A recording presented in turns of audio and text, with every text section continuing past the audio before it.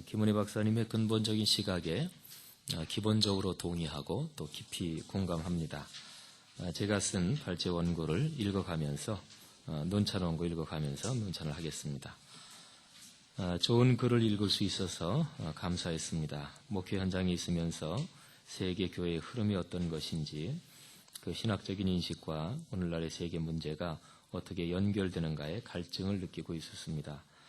기독교의 오랜 전통에서 아주 중요한 역할을 해온 개혁교회 전통이 오늘날 세계의 현실 문제를 어떻게 보고 있는가에 대해서도 좋은 공부가 되었습니다. 제게 맡겨진 논찬의 자리는 본격적인 아카데미즘이 아니라고 처음부터 생각하고 있었습니다. 역사신학을 공부하고서 그쪽으로 얼마간 학문적 작업도 했지만 지금 있는 자리가 현장 목회이기 때문입니다.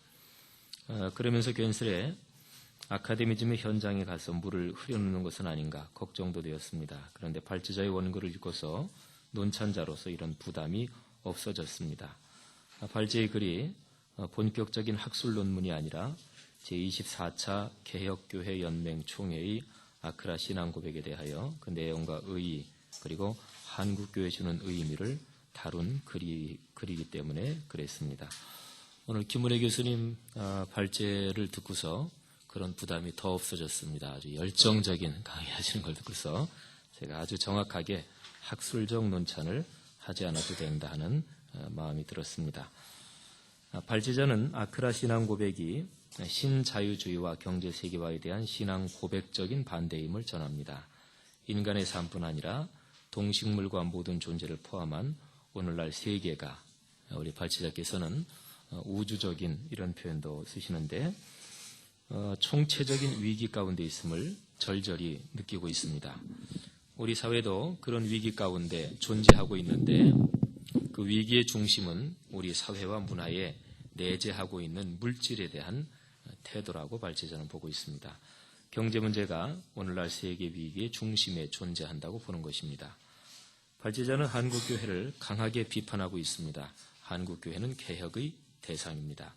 이것은 개혁주의 교회론에서 말하는 늘 개혁되는 교회, 이것과 연관된 신학적 언급으로 들리지 않습니다. 한국 사회의 경제제일주의 속에서 교회 대형화를 추구하면서 세속적 경제 논리에 물들고 종속되어 상품화된 현실의 한국교회에 대한 준열한 비판입니다. 발제자에 따르면 오늘날 세계 위기를 풀기 위한 기독교 작업은 크게 두 가지입니다. 정확한 진단 그리고 실천적 응답입니다. 아크라 신앙 고백은 이런 두 가지 작업과 연관하여 오늘날의 기독교가 실천적으로 나가야 할 큰 틀을 제시하고 있습니다. 아크라 신앙 고백은 신자유주의와 경제세계화를 명백하게 반기독교적이며 비성서적인 것으로 보고 있습니다. 이런 생각을 신앙 고백으로서, 그러니까 우리 발제자의 표현을 빌리면 고백적 언어로 거부한다는 점에서 중요한 의의가 있습니다. 서로 갈등하는 두 상황과 입장에서 기독교가 언제나 어느 한쪽 편에 서야 하는 것은 아닙니다. 하나님의 창조 세계는 다양성 가운데 조화를 이루고 있습니다. 인식의 부족과 여러 상황에 대한 판단의 미비, 그리고 각기 다른 전통과 관습과 사고 때문에 그저 다른 것을 틀린 것이라고 섣불리 판단하는 경우도 많습니다. 기독교 신앙은 될 수 있으면 양쪽을 다 감싸 안는 화해자와 중재자 역할을 하는 것이 좋다고 봅니다. 그러나 기독교가 서로 갈등하는 두 가지 입장과 상황 사이에서 어느 쪽에 설 것인가를 단호하게 결정해야 할 때가 있습니다. 그럴 때 기독교는 기독교가 편들지 않은 반대쪽과는 서로 적대적인 관계에 놓이게 됩니다. 명백한 입장 정리를 하고 난 뒤에 상황은 더욱 악화될 수도 있습니다.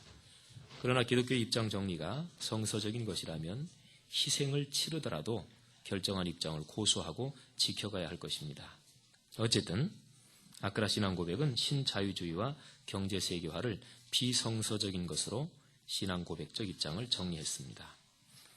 그러면 우리는 어떻게 할 것인가? 신앙 고백적 입장으로 정리를 했으니까 하는 말입니다.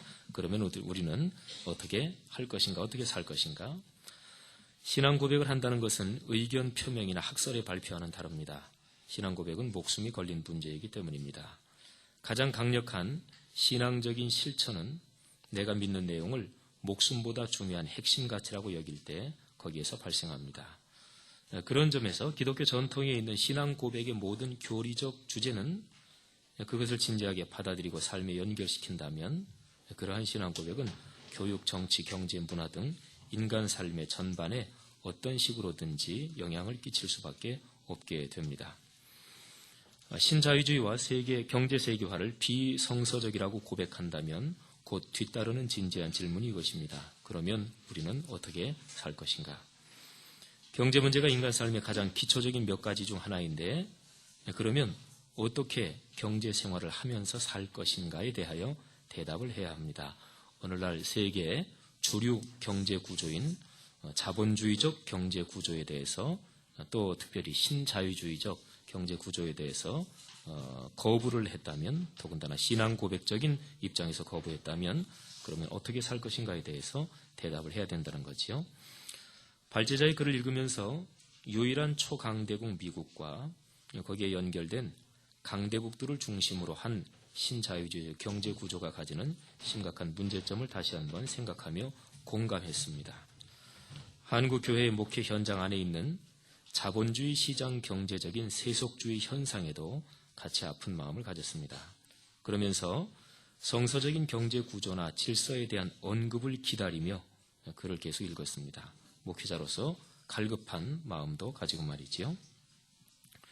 발제자는 자본주의 외에는 대안이 없다는 이데올로기를 여러 번에 걸쳐서 강하게 비판합니다. 그리고 저항의 영성으로 다양한 대안들과 목회적 모델을 창조해야 한다고 설득력 있게 말합니다.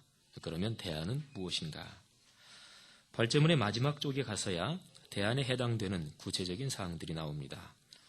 다양한 작은 경제 공동체 운동, 초대교회의 대안적 소비 공동체의 목회적 모델, 자발적이고 지속적인 절약과 절제운동, 희년법의 정신 찾아서 현실에 적합하게 실천하는 것, 한국교회 목회적 실천이 세계 교회와의 연대 속에서 이루어지게 하는 것. 발제자가 제시한 여러 표현들은 아쉽게도 한국교회 현장에 있는 목회자로서 금방 손에 잡히는 것들은 아닙니다. 신학자들과 같이 진지하게 고민하고 기도해야 할 문제일 수는 있지만 한국교회가 오늘날의 한국 사회에서 실천해야 할 대안으로서 좀 더 구체적인 언급이 있었으면 했습니다. 발제자의 글에서 사회복지라든가 분배의 정의라든가 사회주의적 분배의 정의라든가 하는 단어들이 거의 등장하지 않는 것은 놀랍습니다. 오늘 와서 그 아크라 신앙고백 그 뒤에 첨부된 걸 봤는데 제가 오늘은 쭉 한번 읽었습니다만은 자세히 정독은 못했기 때문에 모르겠습니다만은 쭉 한번 일독한 바로는 거기에도 안 나오는 것 같아요. 자본주의가 유일한 대안이 아니라는 명제는 필시 인간 역사에서 자본주의의 대척점에 선 사회주의 경제 체제에 대한 생각을 금방 떠올리게 할 텐데, 절대적 계획 경제 이거는 이 발제문에서 이미 아크라 신앙 고백문에도 나오나요? 거절하고 있지만 하여튼 그런 것이 아니라 일반적인 분배를 강조하는 사회주의적인 경제 체제에 대한 생각을 금방 떠올리게 할 텐데 그런 데 대한 논의가 전혀 없는 것입니다. 신자유주의적 경제 논리에 대응하는 구체적인 사항들로서 토지 공개념이라든지 지속 가능한 성장에 대한 개념이라든지 오늘날의 사회에서 구체적으로 논의되고 있는 사항들도 있기도 합니다. 아무튼 좀 더 구체적인 대안들이 다루어졌다면 좋았을 것입니다. 이런 이유로 떠오르는 질문은 아크라 신앙 고백의 내용이나 또는 그와 연관하여 제24차 세계 개혁교회 연맹 총회에서 신자유주의와 경제세계화를 극복할 수 있는 구체적인 대안에 대한 논의는 없었는지 하는 것입니다. 이건 혹시나 시간이 혹시 된다면 우리 발제자께서 한번 말씀해 주시면 또 가르침이 되겠습니다. 여기 아크라 신앙 고백문에는 보니까 그런 구체적인 사항은 없는 것 같은데 혹시 전체 총회 석상에서 그런 데 대한 논의가 있었는지. 발제문 전체에서 발제자가 하나님 나라의 입장에 하나님 나라의 정의에 얼마나 강한 확신을 가지고 있는지 그리고 신자유주의의 비성서적인 성격을 얼마나 강하게 비판하는지를 잘 느낄 수 있었습니다. 아크라 신앙 고백의 한가운데 우뚝 서서 그 신앙 고백을 같이 고백하는 사람으로서 발제문을 쓴 터라 아크라 신앙 고백에 대하여 어느 정도 거리를 두지 못했음은 이런 열정의 당연한 귀결일 것입니다. 이 지점에서 아크라 신앙 고백에 대해서 객관적으로 거리를 두고 제 나름대로 드는 두 가지 신학적인 비평을 논찬문에 놓는데 잠깐 말씀드리겠습니다. 첫 번째는 전략의 면에서, 그러니까 전략적인 면에서 교회가 신앙 고백적 입장을 표명하는 것이 효과적이지 못할 때가 있다, 이런 생각입니다. 상충되는 정반대 의견을 가지고 있는 양쪽이 적어도 자기의 자의식의 면에 있어서는 양쪽이 다 진실한 경우가 인간 삶에서는 얼마든지 있습니다. 예를 들어서 미국의 부시를 지지하는 미국의 극도의 보수주의 기독교인들이 속으로는 이게 내가 하나님이 원하시지 않는 거지. 하지만 내 여러 가지 사회적 입장을 볼 때 이게 맞다고 얘기해야지. 이렇게 하는 거 말고요. 속으로도 그들은 목숨까지 내놓을 정도로 진지한 거지요. 그러니까 적어도 그들 자신의 자의식 면에서는 진실한 그런 정반대의 상충되는 입장이 있을 수 있다, 이렇게 보는 거지요. 그럴 때에 필요한 것은 만남과 대화, 그것도 아주 인내를 가지고 계속해서 만나며 계속해서 대화하는 그것이 필요하다고 봅니다. 이런 상황에서 신앙 고백적으로 입장을 표명하면 만남과 대화는 단절이 됩니다. 그런데 자신이 옳지 않다는 것을 알면서도 이권이나 권력 등등 이런 것 때문에 겉으로 옳다고 강하게 주장하는 집단에 대해서는 신앙 고백적 대응이 필요하기도 하다, 이렇게 봅니다. 아크라 신앙 고백, 전 세계적인 차원에서 그것이 어떤 전략적으로 효과가 있는지 그건 저로서는 쉽게 가늠할 수 없지만 한국 교회 현장에서 전략으로 본다면 옳고 그름 또는 신학적인 판단의 문제가 아니라요, 한국 교회를 어떻게 변화시켜 나가느냐 전략의 효율성에서 본다면 아크라 신앙 고백이 거기 나오는 내용이 신앙 고백으로서 발표된 것은 그렇게 효율적은 아니다, 이런 생각을 해봅니다. 두 번째, 아크라 신앙 고백에 대한 또 하나의 신학적 비평은 아크라 신앙 고백에서 원인에 대한 얘기를 합니다. 인간 생태 위기 또는 현재 총체적 위기의 원인은 신자유주의다. 또 그 10쪽에도 나오는데 생명에 대한 엄청난 위협의 근본 원인은 불의한 경제 구조다. 여기에 원인, 근본 원인 이런 표현이 나오는데 아크라 신앙 고백문에 보니까 거기에 루트 또는 동사형으로도 써가지고 그렇게 나왔더라고요. 근데 그것은 근본 원인이 아니라 근본 원인에서 나오는 현상적 결과가 아닌가, 그런 생각을 해보는 거지요. 근본 원인은 하나님을 떠난 것이 근본 원인이 아닌가요? 근본 원인이 인간 관계에서 비롯되는 경제 문제가 아니라 더 근본 원인은 하나님을 떠난 인간이 하나님에 대한 신앙을 저버리고 그래서 욕심과 탐욕에 사로잡혀서 그래서 경제 문제가 왜곡되는 이런 것으로 얘기가 되는 것이 아닌가.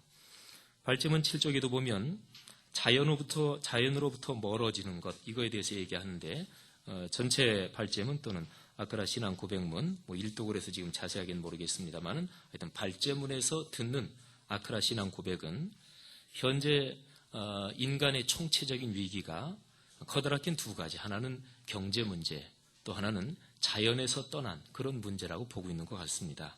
그러나 근본적으로는 하나님을 떠난 것이 근본 원인이요, 그리고 그 근본 원인에서 비롯된 어떤 중간 결과, 이것이 경제 문제 아닌가 하는 생각을 해봤습니다. 유물론적인 기본 사상은 물질 문제가 인간의 모든 것을 근본적으로 규정하는 중요한 원인이라고 보고 있다, 그렇게 생각이 됩니다. 우리 기독교 신학적인 입장에서 근본 원인이 뭔가, 여기에 대한 적절한 신학적 비평이 있어야 된다, 그렇게 생각이 됩니다. 다시 제 논찬문으로 돌아가서요, 제일 마지막에서 두 번째 문단입니다. 한국교회를 개혁교회 전통의 뿌리를 둔 한국교회라고 단정하여 표현한 것은 아크라 신앙 고백의 내용과 의미를 거침없이 써내려간 발제문의 문체나 객관적인 거리 두기를 하지 않은 기본적인 입장으로 봐서 그냥 넘어갈 수 있는 실수라 하겠다. 그 감리교 장로교 똑같이 출발됐는데 여기 한목큐브에서 괜히 분열 일어나겠어요. 농담이고요. 어쨌든 맨 마지막, 오늘날 세계의 총체적 위기 가운데서 교회가 희망이다 하고 말할 수 있는 것인가? 그렇다고 믿습니다. 그렇다면 교회가 개혁의 대상일 뿐 아니라 개혁의 주체가 돼야 하는 것, 또 될 수 있는 까닭에 대한 깊은 신학적 논리와 현실적 작동 구조에 대하여 진지한 고민이 있어야 할 것입니다. 발제자의 좋은 발제문에 계속 이어져야 할 우리 모두의 과제라고 생각됩니다. 마치기 전에 아까 제가 아크라 신앙 고백문에 대한 그냥 일견적인 신학적 비평 두 가지를 얘기했는데, 우리 발제자의 그 발제에 대한 두 가지 간단한 제 나름의 비평을 하면, 지금 금방 제일 마지막에 제가 말씀드린 한국교회는 개혁의 대상이다. 그런데 발제자는 중간에 계속해서 한국교회가 개혁에 동참해야 돼, 개혁의 주체가 돼야 된다, 그런 얘기를 하고 있거든요. 여기에 대한 신학적 논리가 더 분명해야 되지 않을까 생각이 됩니다. 한국의 대형교회가 발제자가 준열하게 비판한 것처럼 그 구조를 바꿀 수 있을까요? 한국의 교회 구조에 물든 이 세속적인 자본주의 경쟁 논리에 물든 한국교회가 어떻게 이거를 바꿔갈 수 있을까요?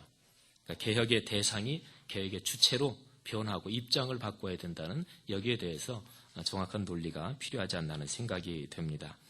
두 번째는 시대를 분석하면서 현실에 대한 개혁의 열정 때문에 역사를 냉정하게 보지 못한 점이 있지 않은가 하는 생각이 들었습니다.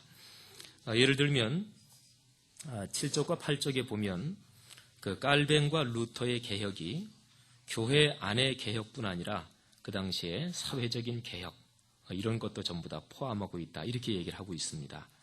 또 여기 아크라 신앙 고백문, 거기에 보면 교리적 차원만이 아니라 도덕윤리, 그리고 더 나아가서 경제 문제에 대한 신앙 고백이기 때문에 의미가 있다, 이렇게 얘기를 했습니다. 그런데 사실은 적어도 17세기 이후로 가서 서구 사회는 교회와 일반 사회가 분리되지, 17세기 이전까지는 교회와 세속사회 영역이 분리되지 않은 그런 상황이었습니다. 그래서 깔뱅과 루터가 개혁을 얘기한다면 그거는 교회 개혁이 아니라 그냥 그 당시의 세상 전체의 개혁입니다. 그냥 자동적으로. 말하자면 우리가 기독교 역사에 대한 정확한 인식은 오늘날 현실에 대한 중요한 전략적 분석을 위한 기초일 수 있다고 봅니다. 그러니까 그때는 교회에 대한 개혁만 얘기해도 그거는 곧 일반 사회 개혁을 자동적으로 의미했습니다. 그러나 교회와 세속사회가 분리가 되고, 교회가 신앙이 공적인 것이 아니라 신앙이 사적인 영역으로 축소돼 버린 오늘날 세계에서 우리가 흔히 많이 논의하는 개인적인 신앙적 회심이나 개인적 신앙의 열정이 어떻게 이 거대한 사회의 불의와 부패의 구조를 바꿀 수 있는가, 여기에 대한 전략을 세울 수 있기 때문에 그렇습니다. 적어도 17세기 정도 또는 조금 더 거슬러 올라가서 종교개혁을 기점으로 해서 과거와 현재를 바라볼 때는 단순한 평면 도입이 아니라 입체적인 신학적 분석을 통해서 대입을 해야 그것이 오늘날 현상에 빛을 비춰줄 수 있다, 그렇게 생각합니다. 좋은 발제에서 많이 배웠고요. 이만 마치겠습니다. 고맙습니다.